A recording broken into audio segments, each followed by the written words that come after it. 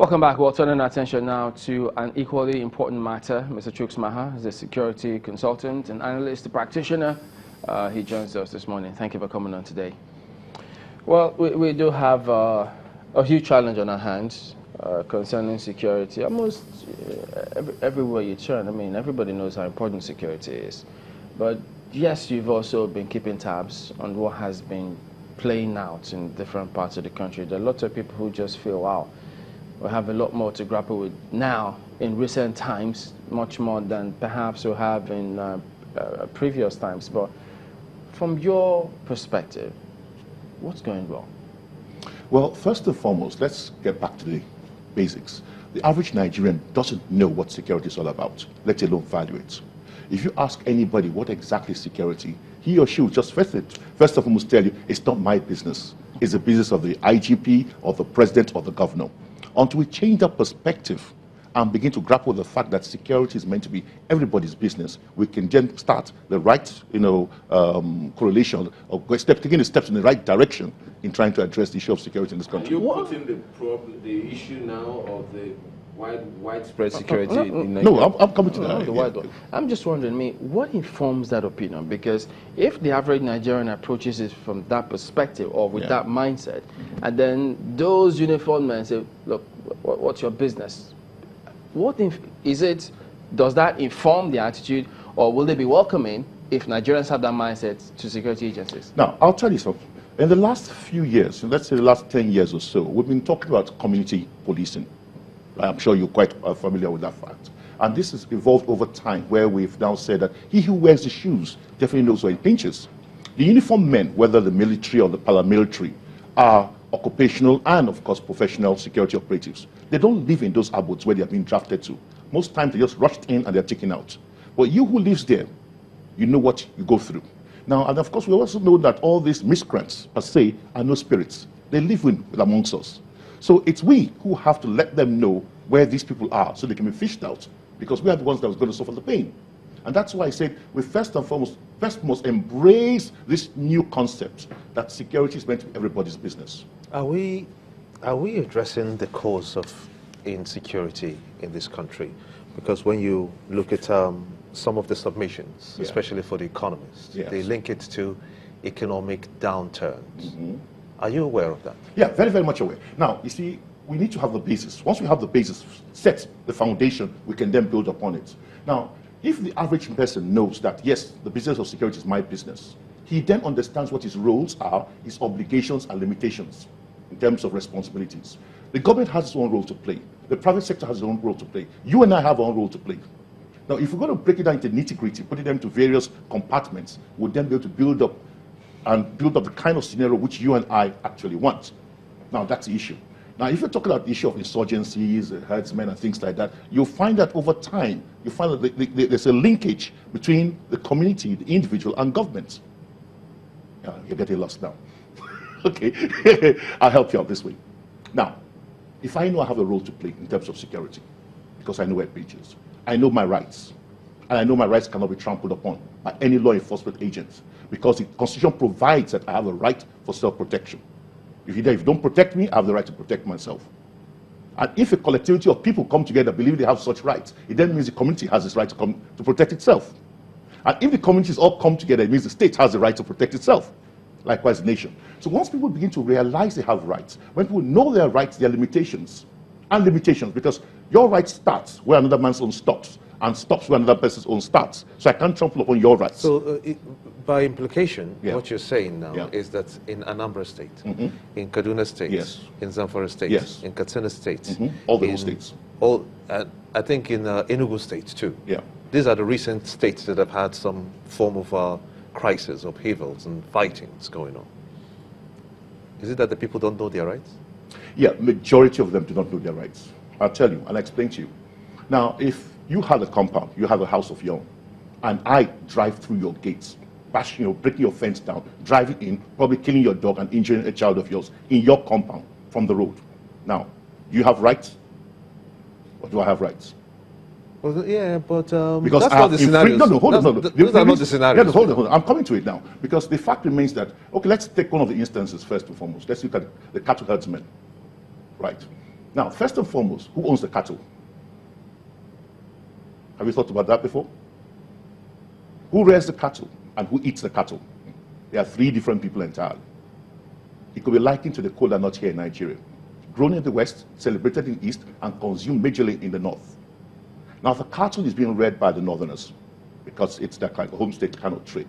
But I tell you, if you doubt it, go to the North. Most of the people that own the cattle are from the South, who have bought these cattle as a business because it has a higher return on investment. Now, the cattle rearers are now taking care of another person's property.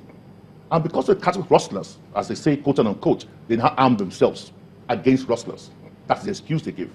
But that does not give rise or give account or give submission to the fact they must be carrying sophisticated weapons. I can understand the double barrel. But for you to be carrying an AK-47, telling me you're trying to protect your cattle, then that's worrisome. Now, where does the individual human being come in now? In those days, when I was growing up as a child, the cattlemen had a traditional roof which it came with, from the north down to the south, southeast, southwest, down to Lagos. Those that came by road. Those that went by train down to Umahia and down again to the west. However, as they were coming down with the cattle were giving birth. As they stop in villages, as the wives of the cattle rearer men have children, they give them names of the locality there.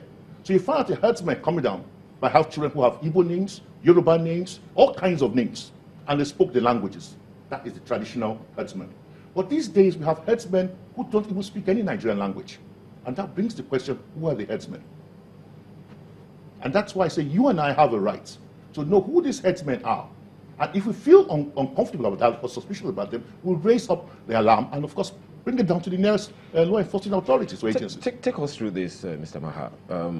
We've had these insecurity challenges in regions over the years. Militancy in the south, insurgency in the northeast, Fulani herdsmen you just talked about, and armed banditry is now pervasive all over the place. What happens? How do these things, is it that the insecurity is changing its shape, or we are just not able to track the insecurity challenges? Okay, yeah, from insurgency, that's a beautiful one to start with. First and foremost, if you want to track it and curb it, the government itself must have the political will. We are yet to have the political will in the country. The political will to say, no, enough is enough. Whoever's ox is being growled, let it be done. But that's what Mr. President said. Yeah, hold on. That's one thing is you blabbing, another thing you taking an action or something. No, the president wasn't blabbing, he was serious. He said that he gave out marching orders to the security chiefs to stop the insurgency in the northeast. What has been done so far? And they said, the government's report comes back saying that insurgency has been largely degraded. The insurgents have been largely degraded. That's the official stance of the government. I'm happy you're into the business of journalism. What have you done and what have you seen in terms of investigative journalism? Has that actually come down to be able to, buttress the point that what the service chiefs are telling the president?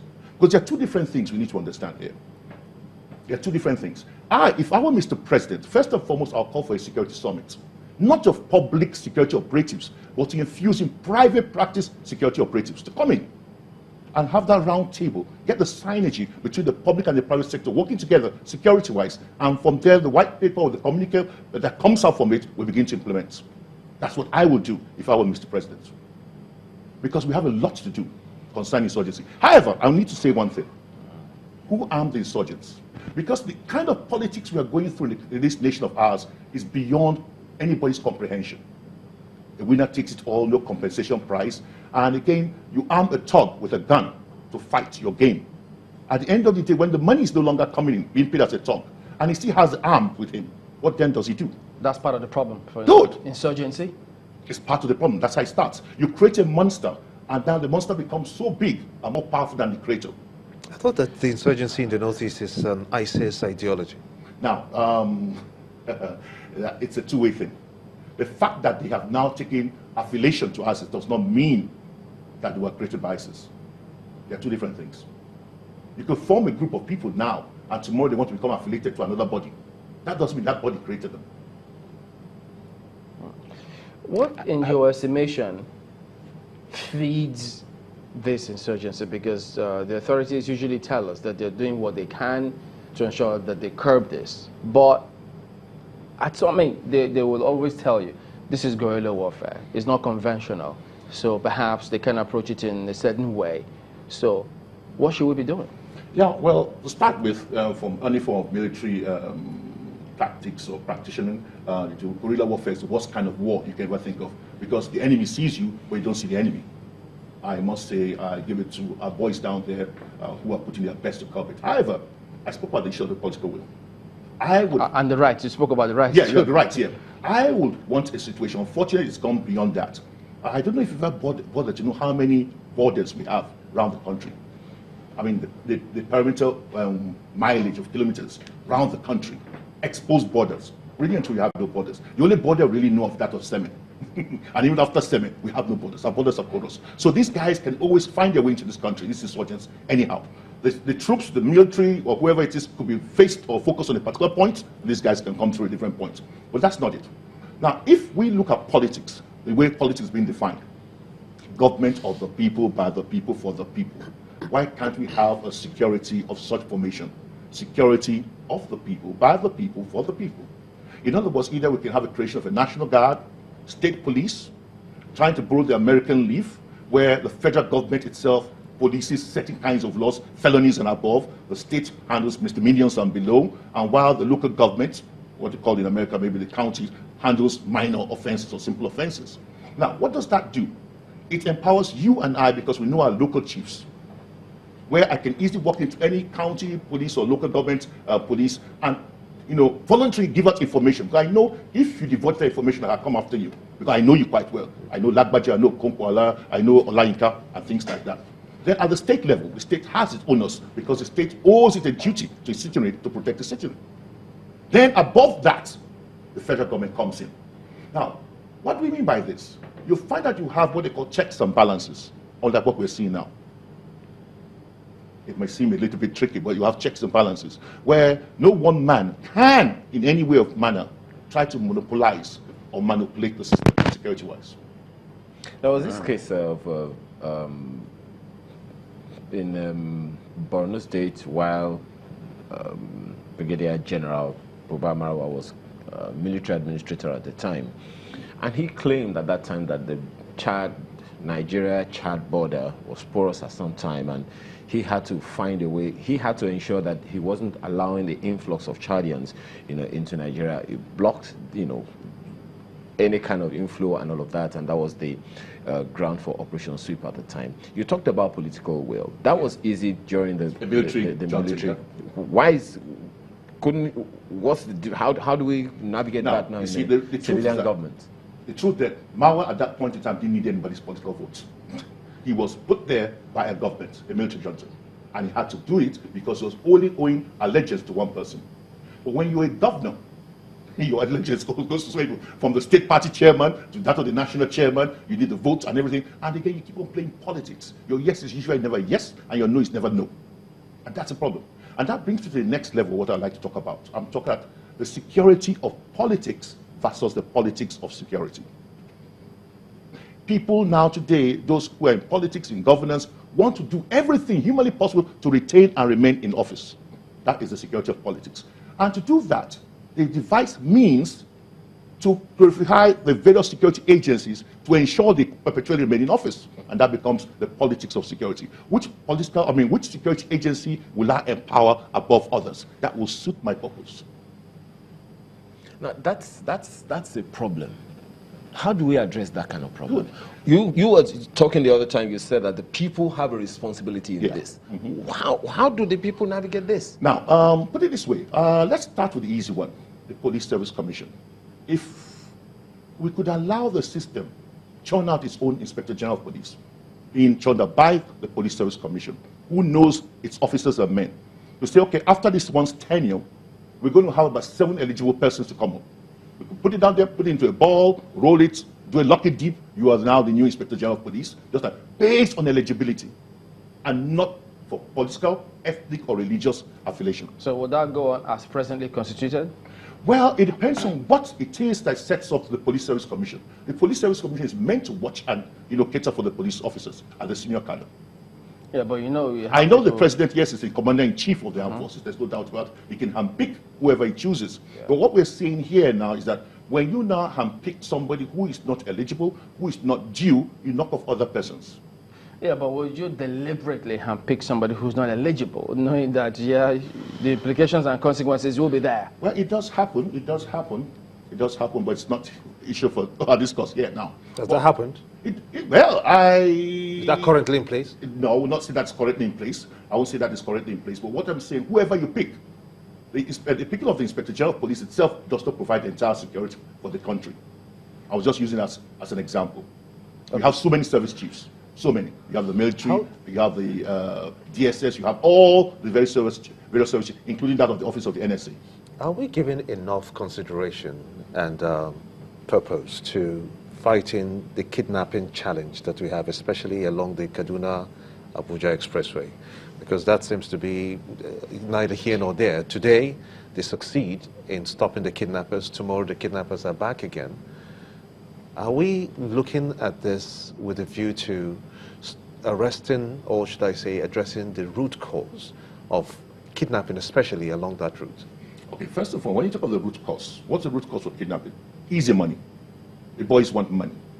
And when you measure the issue of money now, vis-a-vis, we just spoke about the issue of minimum wage now. You look at the guy who's a graduate, and he looks at himself as somebody who sees himself standing beside someone who's in government, in terms of a politician, either at the state, national, or local government level, and sees how much that guy is worth, sees how much he's worth. It gives you some element of concern. But that's neither here nor there.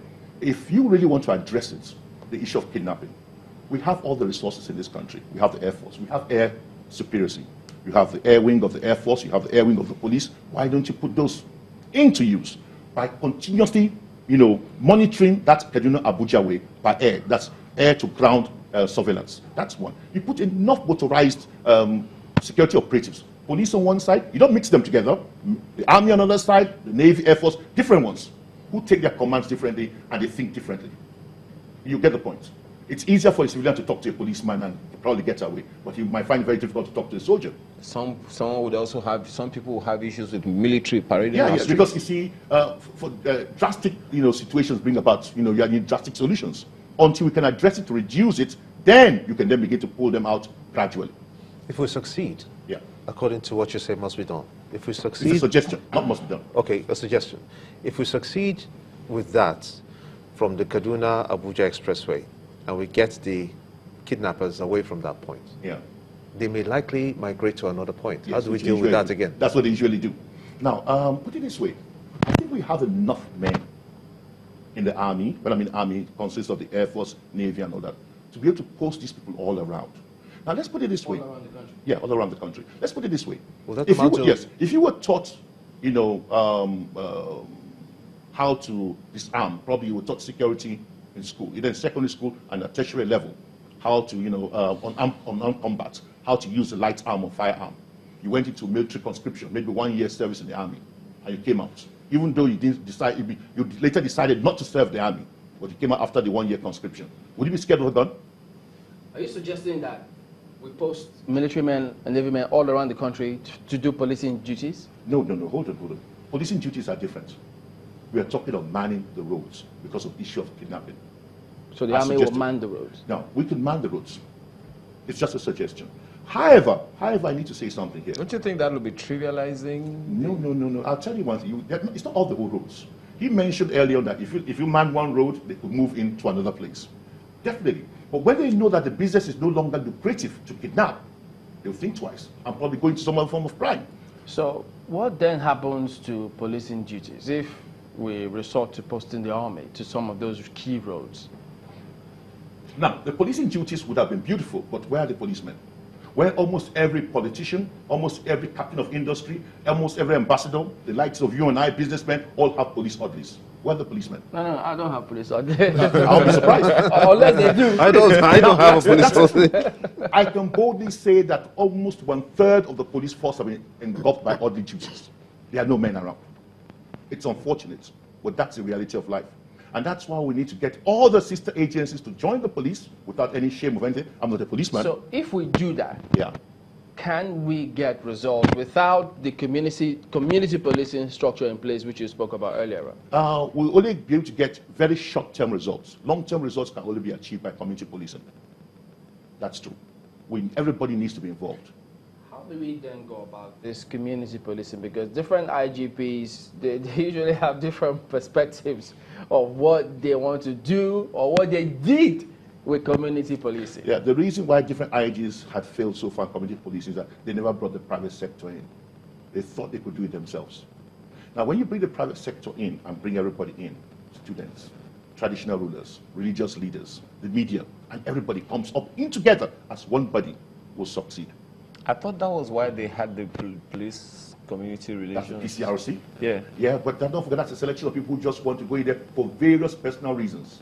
Is it political? So it's not really political. I don't know why I use the economical or security reasons. But there were some private sector individuals in that particular PCRC. See, no, don't get me wrong. We're talking of people now coming in en masse. Not coming in just one or two persons coming in to hijack something because of they're looking for a particular office or so. They're in that committee. Now, when you have the police committee, just like that, police community now, this here, you have channels, you have the channels avenue, you have staffers from channels who are members of the police community here in this particular environment. Now, would that person sit down and watch any of your staffers have an issue while coming to work or going off to work? Within this environment, the answer is no. Because a staff has someone whom he or she can report to freely than walk into any police station. But that still doesn't change the command and control structure, which people have always said is faulty in the country. Now, that's why I now mention it. When you talk about the command and control structure, well, of the police itself, now when you say it's faulty... The structure of policing in the country. Yeah, I remember I said at the beginning of the program, I said if we could break down the police in such a way and manner that the federal government controls the police at the federal level, taking a cue from America, the states, individual states, take their own and provide security at the state level, then the local governments have theirs. Like you have here in Lagos, you have the neighborhood watch and things like that, the state command, having policemen who reside here in Lagos, not necessarily Lagosians, but who have decided to say, okay, I stay in Lagos, I have decided to make Lagos my homestead, and I'm going to provide security to Lagos. They report to the commissioner here, police. Have you factored in the north where the landscape is wide and the communities are far between, you know, there's a lot of space. Have you factored that into this? Yeah, I'll give you a good example now. Ogun State, the Commissioner of Police has come up with a beautiful idea where he has factored and brought in even hunters into his own formation. I'm talking about the north. Yeah, I'm talking, in the north. Because when you have, in the north, you have vast land, you have the community leaders, you have farmers there, rice lands and things like that, herdsmen, who definitely will see things. Because there's no crime that can take place anywhere in the world without an individual seeing. Somebody must see that crime take place. But it now depends on the motive of the person who is seen, who decides to either keep quiet or to react. Somebody sees something happening. I'm wondering if this is going to be a perpetual problem for us as a people, because when you talked about the porosity of our borders, and it seems to suggest to anyone who is watching, keeping tabs on security situations in the country, and that particular element has not been addressed to this time. I do remember that the Minister for Interior, Abdurrahman Dambazo, came out at some point and said that our whole borders are protected. We don't have border issues. I think he mentioned that sometimes last year. But going by his submission and the contradictory submission that you have come forward with, do we still have a problem at the borders? Or is the perception that the borders are not manned or protected? I think it's best you take a drive to any of our borders and see what happens at the borders. But really and truly... Okay, well, we'll let you respond more when we come back in just a moment. Stay with us.